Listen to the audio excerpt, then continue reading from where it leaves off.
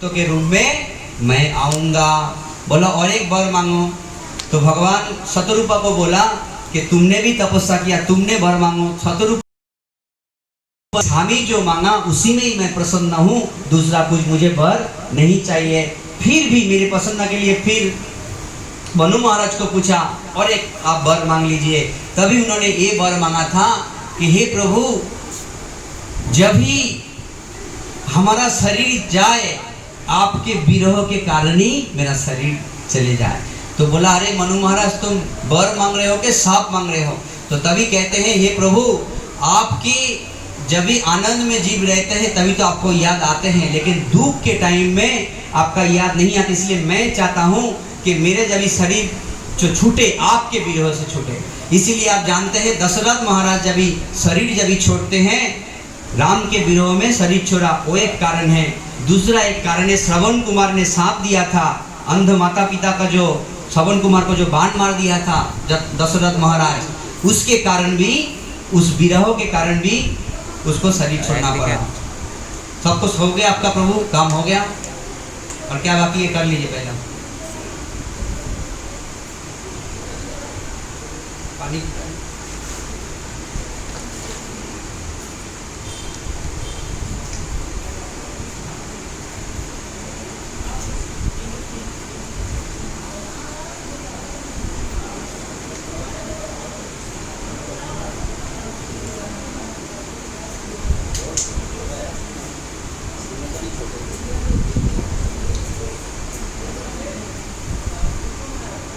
हरे कृष्णा कृष्णा कृष्णा हरे हरे, तो उसके बाद मनु और शतरूपा सूर्य वंश में 61 पीढ़ी के बाद दशरथ और कौन, कौशल, माता कौशल के रूप में जन्म लिया। 61 पीढ़ी सूर्य वंश में 61 पीढ़ी जाने के बाद फिर से आए और भगवान के माता पिता बनने का सौभाग्य उनको प्राप्त हुआ। तो जब ही बहुत धूमधाम से दशरथ महाराज राजत्व कर रहे थे, लेकिन बहुत उम्र हो गए। यहाँ पर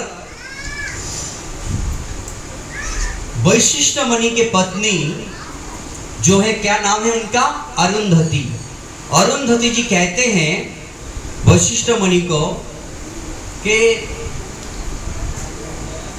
हे प्रभु, आप कहते हैं कि भगवान दशरथ के घर में जन्म लेंगे तो कभी होगा, इतना उम्र हो गया कभी भगवान आएंगे? तो तभी वशिष्ठ मुनि ने कहा हे देवी, दशरथ की पुत्र कामना का लालसा ही नहीं हुआ। तो जब तक जीव को लालसा नहीं होता है कुछ भी प्राप्त करने के लिए, बिना लालसा में कुछ नहीं प्राप्त होता है। अब भौतिक जगत में भी देखिए कुछ लालसा होना चाहिए। कथा सुनने का अगर लालसा होगा तभी कथा आपको हृदय में घुसेगा। कथा सुनने का अगर लालसा नहीं रहेगा तो कथा आपको समझ में नहीं आएगा। तो क्या होगा, आपका मन इधर उधर भटकेगा और क्या करेंगे, कभी खत्म होगा और चला जाएगा। ये भावना होगा, लालसा होना चाहिए कथा सुनने की कि आज क्या कथा होगा, क्या कथा बोलेंगे, किसके बारे में बोलेंगे, ये मन में लालसा होना चाहिए। तो ये लालसा होने से क्या होता है, भगवान की प्रेम हृदय में और प्रकट होता है। एक एक शब्द हम सुनने के लिए तरसेंगे तभी। तो इसीलिए लालसा ही पकड़ नहीं है देवी, किस प्रकार भगवान आएंगे। तो बोला ये बात है, तो मैं जाके लालसा पैदा करता हूँ दशरथ के मन में और आप लाल पैदा करने का तैयारी कीजिए।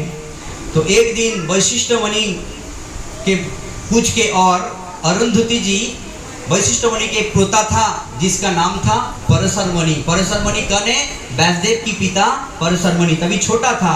पराशर मुनि को लेके, पराशर को लेके माता अरुंधति राजसभा में गया। सभी रानियों ने बद्रावनी किया, पैर धुलाया, स्वागत किया और गुरु माँ को बैठने के लिए स्थान दिया और पूछ रहे हैं बातचीत करते करते।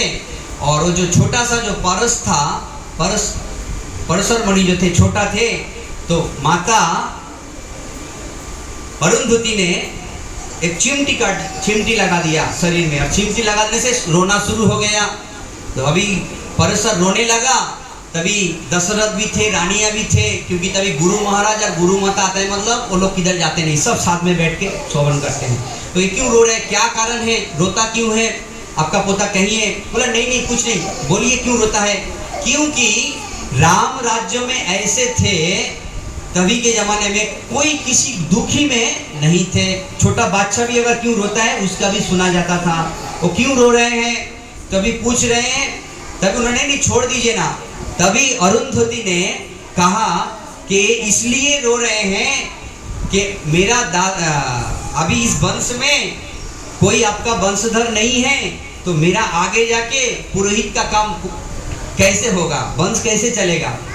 यानी अगर दशरथ की शरीर छूट जाए तो उसके बाद वंश कैसे चलेगा, मैं पुरोहित किसका बनूंगा, तो मेरा क्या होगा, ये सोच रहे हैं। समझ में आया।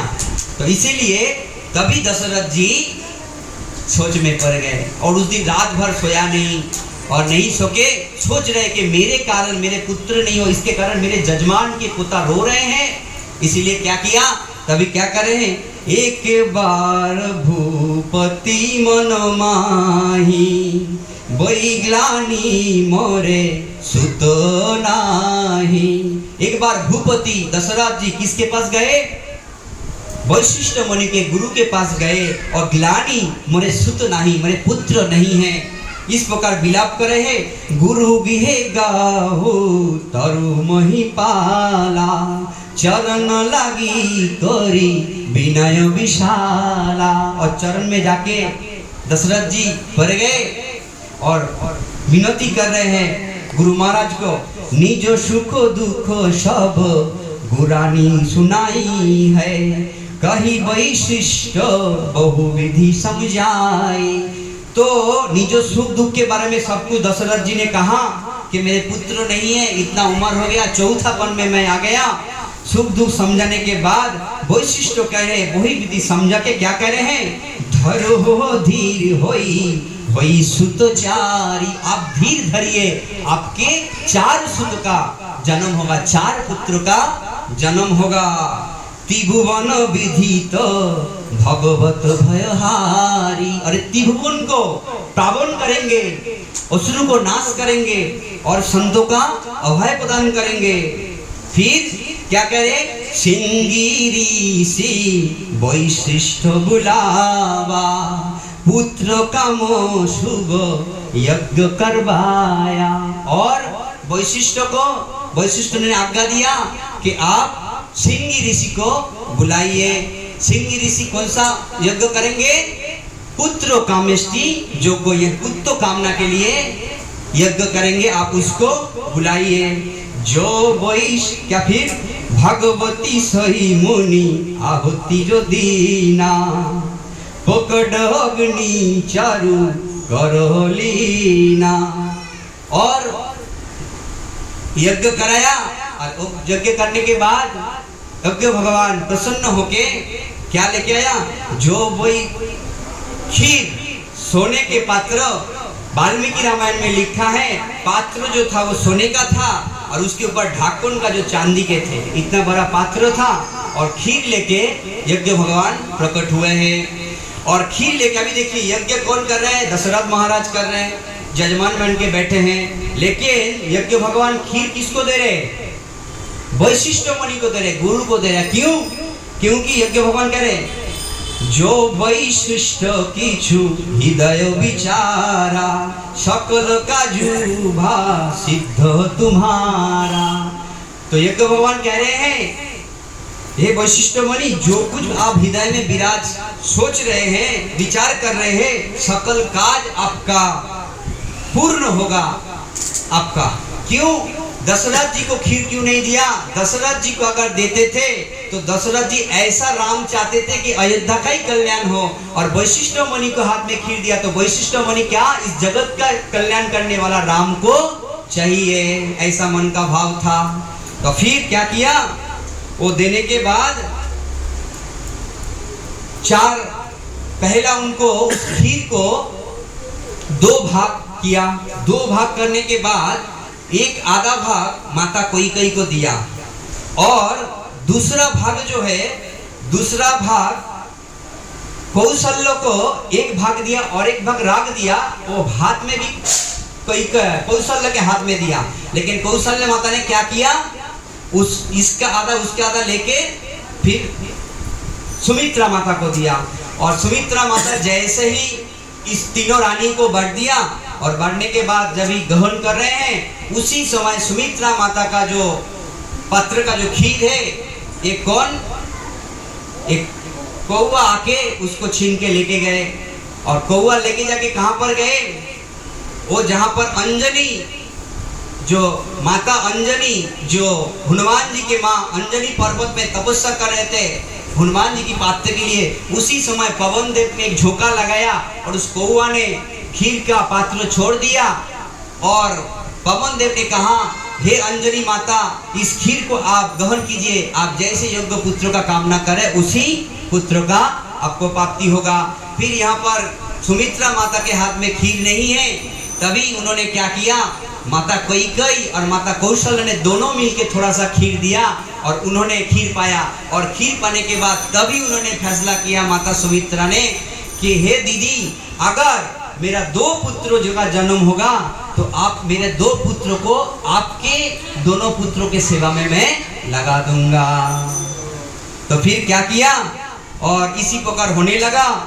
और गर्भ में आते ही यही विधि गर्भ शहीद सोनारी, भई हृदय हर्षित सुख पाई। जैसा ही भगवान उस खीर को ग्रहण किया, भगवान हृदय में प्रकट हो गए और बहुत खुशी। और आप जानते हैं जिस प्रकार इस जगत में भी जब भी कोई महिला जब भी गर्भवती होते हैं, उसका तेज कितना हो जाते हैं, है ना। जब ने देखा है तेज, बहुत तेज हो जाता है उसका मुखमंडल, आप देखेंगे पूरा तेज हो जाता है। कोई साधारण कोई बालक जन्म लेता है, उनका मुखमंडल, स्त्री का मुखमंडल सुंदर जो हो जाते हैं। और साक्षात भगवान जब भी प्रकट हुआ तो कोटि सूर्यों का जैसा मुख से तेज निकाल रहे हैं।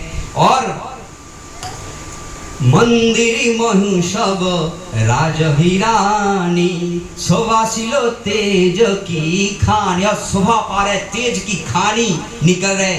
सुख जुतो सकल कालो चली गाऊं, जेही पहु प्रकट हो अवसर भई। और प्रकट होने का अवसर हो गया। कौन सा अवसर आया, नैमी तिथि मधुमास पुनीता, सकल पीछ अभिजिता हरिप्रीता। कौन सा, मधुमास यानी चैत्र मास और पुनीता। और अभिजित मुहूर्त कौन सा था, अभिजित मुहूर्त था नवमी तिथि मास, चैत्र मास, शुक्ल पक्ष और अभिजित मुहूर्त, ये भगवान की प्रकट होने का क्या था, प्रकट होने का मुहूर्त था। और जब ही ऐसा ही भगवान आ गए, मध्य दिवस अति शीतना धामा, पावन कालो लोक विश्रामा। और मध्य काल में 12 बजे, दिन के 12 बजे भगवान प्रकट हुए। और जैसे ही प्रकट हुए, सो अवसर बिरिंची जब जाना, चले सकल सुर साजी विमाना, गमन विमल शंकुर सुर जूथा, गाय हूँ गुण गंधर्व कथा। और बिरिंची यानी ब्रह्मा जी, सभी देवी देवता सब विमान के चढ़ के अयोध्या में आ गए हैं, सब गुणगान कर रहे हैं और हर्षित हो रहे हैं। अंजलि साजी फूल बरसा रहे हैं, दुंदुमी बज रहे हैं, स्तुति हो रहे हैं, मुनिगण गान कर रहे, नागगण गान कर रहे हैं। बहुविधि लागी निजो निजो सेवा, अपने अपने सब देवता लोग सब सेवा करने लगा। और क्या हुआ, सेवा करने लगा। उसी समय अभी भगवान प्रकट हो रहे, ध्यान पूर्वक सुनिएगा, बहुत सुंदर छंद के रूप में गोस्वामी तुलसीदास कर रहे भक पकट की पाला, दीन दयाला, कौशल्या हितकारी, हर्षित मोहतारी, मुनि मनहारी, अद्भुत रूप विचारी, लोचन अभिरामा तनु घन श्यामा निज आयुध भुज चारी भूषण बनमाला नयन विशाला शोभा सिंधु खारी। क्या कह रहे हैं? पकट की पाला दीनो दयाला। कौन स्तुति कर रहे हैं? माता कौशल्या। और पकट की पाला दीनो दयाला कौशल्य हितकारी। भगवान माता कौशल्य को हित करने के लिए सबसे पहला माता कौशल्य को हित करने के लिए भगवान प्रकट हो गए। और हर्षित मतहारी मुनि मनोहारी अद्भुत रूप विचारी। अद्भुत भगवान का रूप किस प्रकार है? लोचन अभिरामा। भगवान का जो नयन है पद्म के समान, कमल लोचन कहते हैं ना, लोचन भगवान का एक नाम है कमल लोचन, क्योंकि भगवान का आंखें पद्म के कमल के जैसा इतना बड़े बड़े आंखें। और भगवान एक ध्यान में रखिए, भगवान जब भी रूप बदल के परीक्षा लेने के लिए कभी भक्तों के पास आते हैं, कोई भी रूप धारण करते, भगवान एक चीज छुपा नहीं पाते। वो क्या है? भगवान की आंखें छुपा नहीं पाते हैं। जो जानते हो पहचान लेते हैं भगवान को कि ये भगवान है। और लोचन अभिरामा तनु घन श्यामा, घन श्याम के जैसा भगवान के तनु शरीर है, श्याम वर्ण है। और चारी भुजा, चार भुजा में शंख चक्र गदा पद्म धारण करके भगवान प्रकट हुए हैं। भूषण वनमाला, बहुत सुंदर कस्तूभ मणि धारण किया है, वनमाला धारण किया है। और विशाल शोभा सिंधु, यानी विशाल शोभा का सिंधु, भगवान सुंदर की सिंधु जैसे प्रकट हो गए। और खरारी जैसे दैत्य को वध करने वाला है। ऐसे नहीं भगवान सुंदर है, सुंदर बन के रहेंगे, जो खरदूषण को वध भी भगवान करेंगे। इसीलिए गोस्वामी कहते हैं और खरारी को भी वध करने वाला भगवान ऐसे प्रकट हुआ है। तो इस प्रकार माता कौशल्या स्तुति कर रहे हैं। कैसे कर रहे हैं? करो दुई कहो दुई करो जोरी अस्तुति तेरी कही विधि कहू अनंता माया गुण गानातीत अमन वेदा पुराण भंता करुणा सुख सागर सब गुण आगर जेहि गाय श्रुति संता सोम मोहित लागी जन अनुरागी भय पकट श्रीकांता। किस प्रकार कह रहे हैं? माता कौशल्या दोनों हाथ जोड़ करके स्तुति कर रहे हैं, है ना। भगवान जब भी प्रकट होते हैं स्तुति करते हैं। माता कौशल्या स्तुति कर। भगवान किस प्रकार प्रकट हुए हैं? किस प्रकार प्रकट हुए हैं? चतुर्भुज रूप लेके, शंख चक्र गदा बन के, विशाल रूप लेके, गले में कस्तूभ मणि, विशाल शोभा, बनमाला और घनश्याम रूप, चारी भुजा और शोभा का सिंधु, और दोनों हाथ जोड़ करके माता कौशल्या स्तुति कर रहे हैं। क्या स्तुति कर रहे हैं? कि आप माया से गुणातीत है और इसलिए अमाना वेद पुराना भंता, सभी वेद यही कहते हैं कि आप तीन गुण से आप निर्गुण हैं। भगवान निर्गुण क्यों है? निर्गुण का मतलब है कि उसके पास गुण नहीं है। निर्गुण का मतलब क्या? कुछ गुण नहीं है। और जो निराकार का मतलब रूप नहीं है, लेकिन ऐसा नहीं है। वेद में कहा गया है निराकार, निर्गुण। निर्गुण का मतलब क्या है? जो भगवान रज तम और सत, सत रज तम गुण से जिसके अंदर नहीं है, उस तीन गुण से जो ऊपर है उसको निर्गुण कहा गया। इसका मतलब भगवान के प्रति गुण नहीं है, गुण का तो खान है। इसीलिए कहते हो निर्गुण है, मायातीत है, गुणातीत है, वेद पुराण कहते हैं। और करुणा सुख सागर सब गुण आगर जेहि गाहोवी सुति संता। आप करुणा के सागर है प्रभु, आप करुणा के सागर है और गुण के भी सागर है, अगार गुण है आपके अंदर। और इसीलिए संत लोग आपकी स्तुति करते हैं। ये कौन कह रहे हैं? माता कौशल्या भगवान राम को स्तुति करे इस प्रकार। और सोम मोहित लागी जन अनुरागी भय हो पकट श्रीकांता। मुझे मेरे हित के कारण, मुझे हित करने के लिए आपने प्रकट हुए हैं। हे कांता, हे लक्ष्मी जी के कांता, हे श्रिया जी के कांता, आप प्रकट हुए हैं। और क्या कह रहे हैं? ब्रह्मांड निरकाया निर्मित माया रम रमपति वेद का है।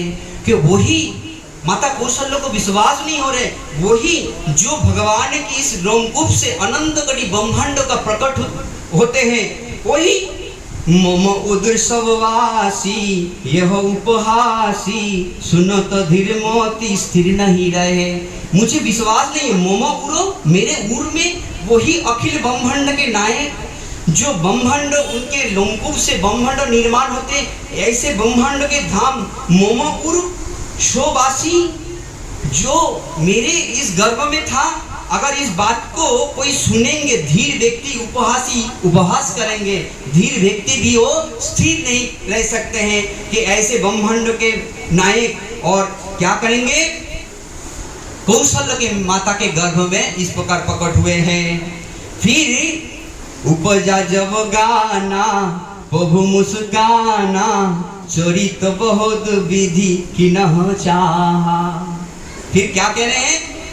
भगवान ने सोचा, हे माते, उपजा जब गाना, इतना सुंदर स्तुति किया है। भगवान कहते हैं, हे माता, ये स्तुति तो मैं वैकुंठ में सप्तऋषि रोज वही करते हैं, वेद स्तुति करते हैं। ब्रह्मा आदि सनत कुमार भी वही वेद स्तुति करते हैं, और भगवान शिव भी स्तुति करते हैं।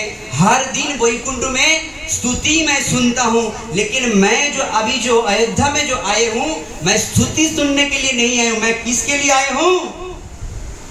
शरीर तो बहुविधि कही। और भगवान ने तभी उस बात को बताया, हे माते, आप भूल गए हो, मैं आपको पुत्र के रूप में आया हूँ। आप शतरूपा और मनु दोनों मेरे तपस्या किए थे, और आपने चाहा था कि आप पुत्र बनकर आए, तो मैं आपके पुत्र बनकर आया हूँ, और मुझे आप भगवान बन के स्तुति कर रहे हैं। हाँ, स्तुति भगवान बन के कर रहे हैं।